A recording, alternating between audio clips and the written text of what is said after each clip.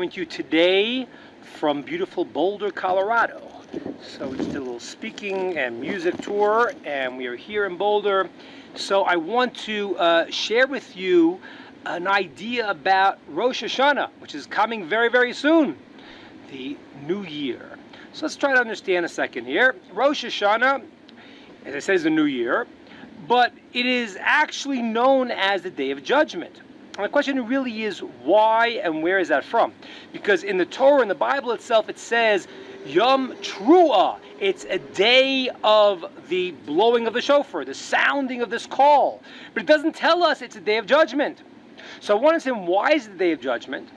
And I also want to understand a little bit, what does the shofar do in this process of being the day of judgment? Let's try to understand. So if you started a business, right, then what happened is, when you started for a purpose.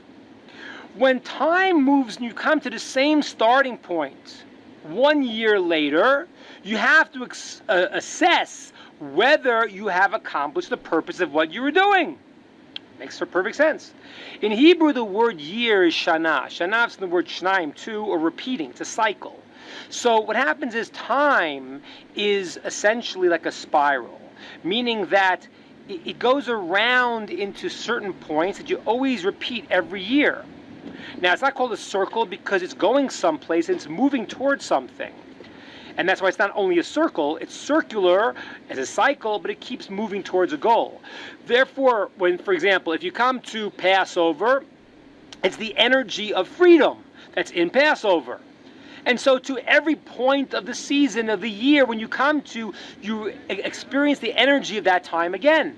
So what happened on Rosh Hashanah? What happened was Adam and Eve were created. Okay, very nice. So now Adam and Eve were created in that time. We return to that point. So why is the Day of Judgment? It makes perfect sense.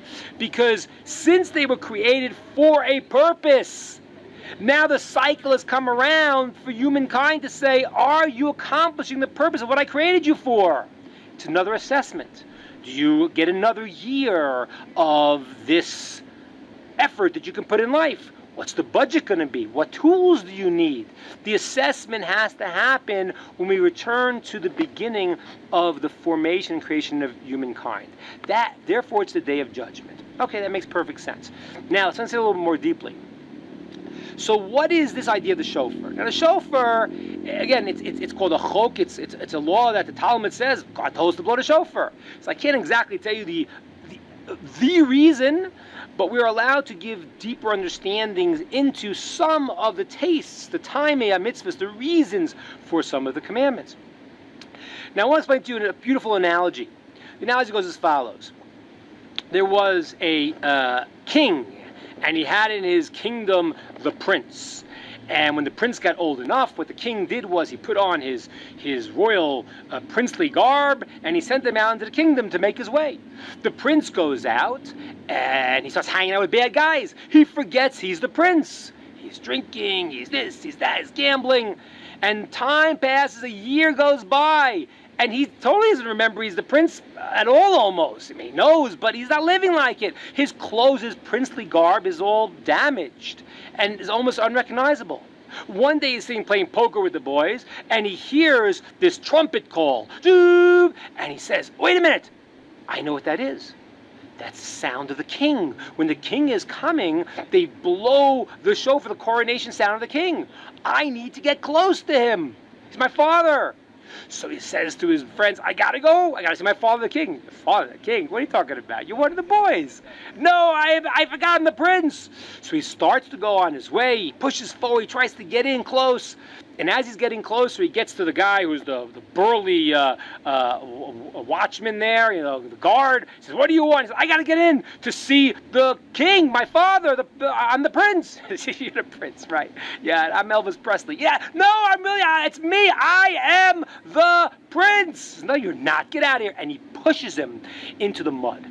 And the prince falls in the mud, and he is just covered head to toe. His princely garb are completely not recognizable. So what does he do at that moment? He has no other options. So what he does is he goes to the deepest part of his essence, and he screams out, Daddy! Daddy! Calls out. And the king in the carriage says, Stop!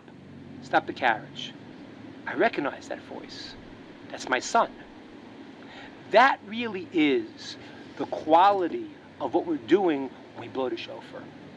What happens is, on one hand, it's the sign that God is close. He's coming to us. It's the blowing of the sound.